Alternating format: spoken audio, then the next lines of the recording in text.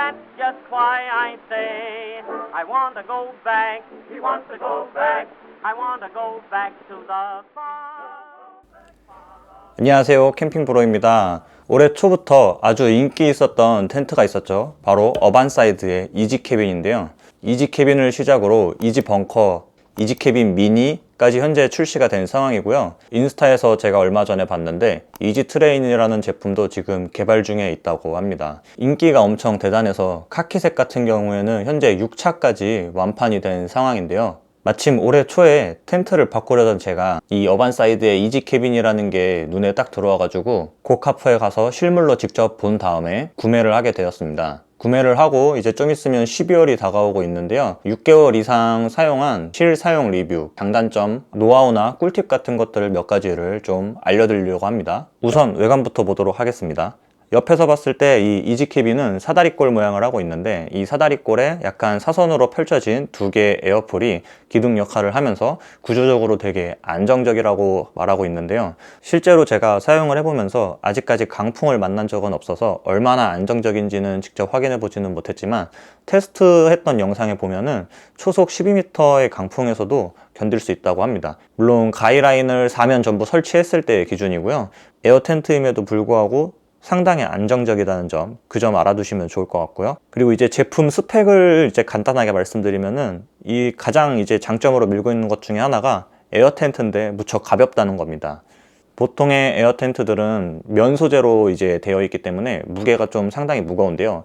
근데 이 어반사이드의 이지캐빈 같은 경우에는 14kg의 가벼운 무게의 텐트임에도 불구하고 세로 7m, 가로 3.2m, 높이 2.3m에 되는 아주 큰 대형 쉘터인데요. 색상 또한 요즘 취향에 맞게 다양하게 나오고 있습니다. 저 같은 경우에는 블랙을 구매를 했는데 블랙 말고도 탄색이나 블루그레이 색상도 봤을 때 아주 매력적인 것 같아요. 자, 이제 두 번째로 설치할 때 꿀팁들 몇 가지 알려드리려고 합니다. 제품이 출시한 지 어느 정도 시간이 지났기 때문에 설치하는 방법이나 해체하는 방법, 그런 것들은 이제 공식 홈페이지나 아니면 다른 여러 유튜버 분들이 영상에서 많이 올려줬기 때문에 그 부분은 제가 다루지는 않을 거고요. 대신 이제 설치할 때 어떻게 하면 좀 더 편하게 설치할 수 있는지, 어디를 어떻게 하면 좋다, 이런 꿀팁들 몇 가지 알려드리도록 하겠습니다. 우선 설치할 때 다들 텐트를 이쁘게 피칭하고 싶으시잖아요. 구조가 굉장히 단순해서 그런지는 모르겠지만 텐트의 각을 이쁘게 잡기가 초반에는 조금 힘듭니다. 저도 적응하기까지는 최소 10번 정도는 이제 텐트를 쳐봤을 때 각을 되게 이쁘게 텐트를 칠 수 있었거든요. 이지캐빈 바닥에 보면 직사각형 모양의 가이드라인이 존재해요. 근데 이 가이드라인을 정확하게 맞춰서 팩다운을 먼저 해주셔야 돼요. 가이드라인 부분의 4개 부분을 먼저 팩다운을 해주셔야 되는데 그 부분이 직사각형이 아니라 조금 삐뚤어져서 살짝 마른 목골이 된다면은 텐트가 전체적으로 기울게 돼서 틀어지는 그런 느낌이 나거든요. 근데 이 틀어지게 되면은 끝쪽을 아무리 당겨도 천장 부분도 결국엔 휘어있기 때문에 각이 이쁘게 나올 수가 없습니다. 가이드라인을 직사각형 모양으로 처음부터 이쁘게 잘 팩다운을 하신다면은 텐트 각 살리기에 70% 정도는 왔다고 생각하셔도 무방합니다. 그리고 불편한 점이 있어요. 에어 주입구가 2개라는 건데요. 수동 펌프를 저는 한 3, 4개월 이상 사용을 했거든요. 아무리 이게 바람을 빨리 넣을 수 있다고 해도 힘든 거는 똑같습니다. 빨리 넣으려면은 그만큼 제 몸이 더 움직여야 되고, 근데 그렇게 진짜 여름에 한 2-3번 치고 나니까 너무 힘들어가지고 고민하다가 전동 펌프를 사야겠다 생각을 했는데, 전동 펌프도 주입구가 하나잖아요. 하나기 때문에 결국에는 한쪽 에어폴 바람을 넣으면은 빼서 또 다른 쪽 에어폴에다가 넣고 바람을 넣어야 되는 그런 번거로움이 있어서 이 전동 펌프도 어떤 걸 구매해야 될지 되게 고민이 많았었는데, 에어박스라는 곳에서 출시한 에어 컨트롤 캡슐이라는 전동 펌프가 있더라고요. 이지캐빈에 너무 찰떡인 아이템이에요. 이 에어 캡슐 컨트롤의 경우에는 주입구 개수에 맞춰서 주문해가지고서는 받을 수가 있어요. 이지캐빈 뿐만이 아니라 다른 에어 텐트들 중에 주입구가 여러 개인 텐트들이 있으면은 3개면 3개, 4개면 4개 이런 식으로 제가 따로 주문을 하면은 거기에 맞게 호스와 노즐 이런 것들을 다 보내줍니다. 주입구에 2개를 같이 동시에 바람을 넣는데 이 주입구 개수가 많아지면 많아질수록 나가는 공기의 압이 분산이 되기 때문에 텐트에 바람이 차는 속도는 조금씩 더 느려질 수밖에 없어요. 그렇다고 그렇게 막 엄청 느리게 되는 정도는 또 아니고 한 10분?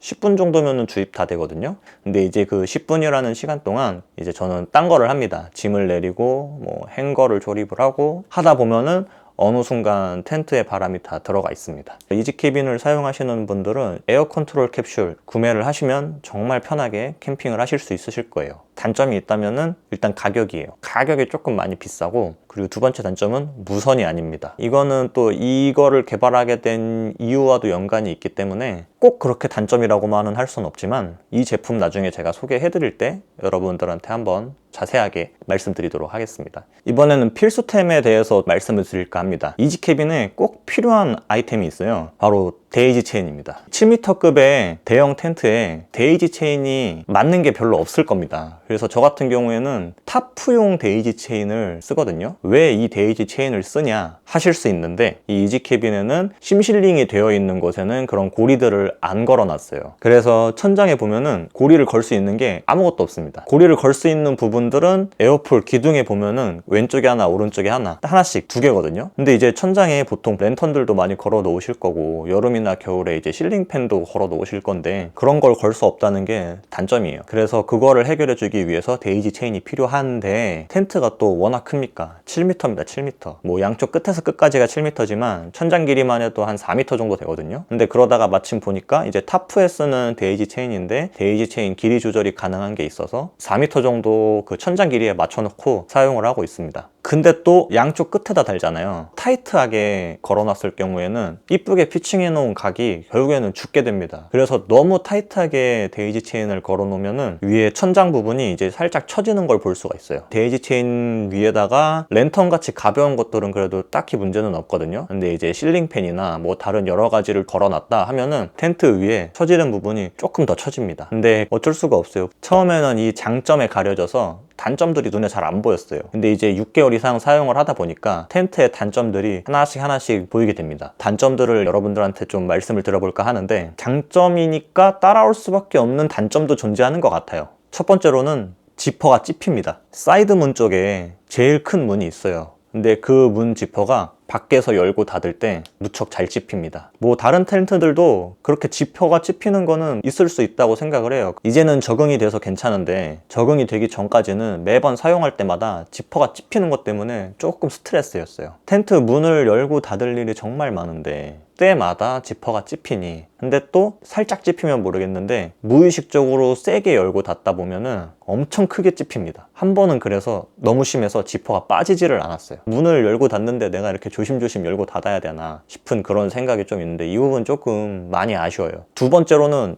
이제 아까 말씀드린 것처럼 장점이자 단점입니다. 이 텐트 같은 경우에는 문이 10개입니다. 개방성이 정말 좋아요. 여름에는 그래서 타프처럼 쓸 수 있어요. 모든 문을 다 열었을 때 진짜 이 뼈대만 남아있고 탁 트인 그런 개방감이 정말 큰 장점이거든요. 근데 문제는 문이 너무 많습니다. 문이 10개라고 했잖아요. 근데 그 여름에 더운데 텐트 문을 안 열자니 좀 답답하고, 다 열어야겠으니까 열면은 10개의 문을 말아서 걸어줘야 됩니다. 근데 문만 10개냐? 메시망도 10개입니다. 이 텐트를 타프처럼 쓰고 싶다면은 20개의 문을 열어야 돼요. 그래서 타프처럼 쓰고 싶을 때는 마음의 각오를 하셔야 됩니다. 텐트 치는데 30분 걸렸으면 문 여는데 한 30분? 20분? 이 정도 걸립니다. 혼자 있을 때 기준으로. 그리고 세 번째 단점은 정면 사이드 양쪽 끝에 있는 문이 있거든요. 그쪽 문이 팔이 안 닿습니다. 제 키가 180이고 팔도 키에 비해 좀 많이 긴 편이거든요. 근데도 문을 열 때 팔이 안 닿아요. 아래쪽에 문을 살짝 열고 발을 집어넣고 하면은 닿아서 열고 닫고 할 수는 있는데, 저보다 좀 키가 작으신 분이나 아니면 여성분들 같은 경우에는 그렇게 해도 안 될 거예요. 그러면은 얘를 어떻게 열고 닫고 해야 되냐? 그 옆에 있는 팩 박아놨던 거 빼야 됩니다. 빼서 느슨해졌을 때 열고 다시 팩다운 해야 돼요. 이거 어떻게, 아니면 제가 모르는 건가? 뭐 그쪽 부분 뭐 열고 닫을 때 다른 사람들은 어떻게 하시나요? 마지막 단점은 결로입니다. 결로. 텐트 특성상 폴리 재질이기 때문에 결로에 취약할 수밖에 없다는 거는 캠핑 좀 하시는 분들이라면 아마 아실 거예요. 근데 이번 여름에 비가 그렇게 많이 왔던 것도 아니고 그냥 좀 오래 왔어요. 그러니까 좀 습한 환경이 조금 오래 지속이 됐죠. 자고 일어났는데 텐트 안에 모든 기구들이 이제 다 물바다, 이제 물 막 다 뚝뚝뚝 떨어져가지고 다 젖었었어요. 이제 여름이니까 당연히 서큘레이터도 틀어놨고, 더우니까 문도 좀 다 열어놨고, 어찌 보면 그냥 바깥 환경이랑 실내 환경이랑 다를 거 없이 개방된 환경에서 캠핑을 한 건데, 그 정도가 결로가 생긴다면은 이 이지 캐빈은 좀 결로에 많이 취약한 구조를 가지고 있지 않나 라고 저는 생각을 합니다. 그래서 그때 겪어보고 루프 플라이를 구매를 했어요. 받고 나서 보니까 설치하는 방법도 잘 모르겠어요. 그냥 구조 보고 아 여기에다 이거 하면 되겠다 감으로 이렇게 대충 설치를 했었는데, 딱 설치해놓고 보니까 구조상으로 결로를 막아주긴 좀 힘들 것 같습니다. 이게 루프 플라이랑 텐트 사이에 어느 정도 이제 공간이 있어야 그 사이에 공기층들이 외부와 실내 온도차를 막아주는 역할을 하는 거거든요. 근데 이제 텐트에 딱 붙어 있습니다. 그런 공기층을 형성하지 못할 정도로 딱 붙어 있다 보니까 솔직히 결로에 효과가 없을 것 같아요. 있다고 해도 정말 미미할 것 같습니다. 어쨌든 이 어반사이드 이지 캐빈은 결로에 많이 취약할 것 같습니다. 루프 플라이를 달아도.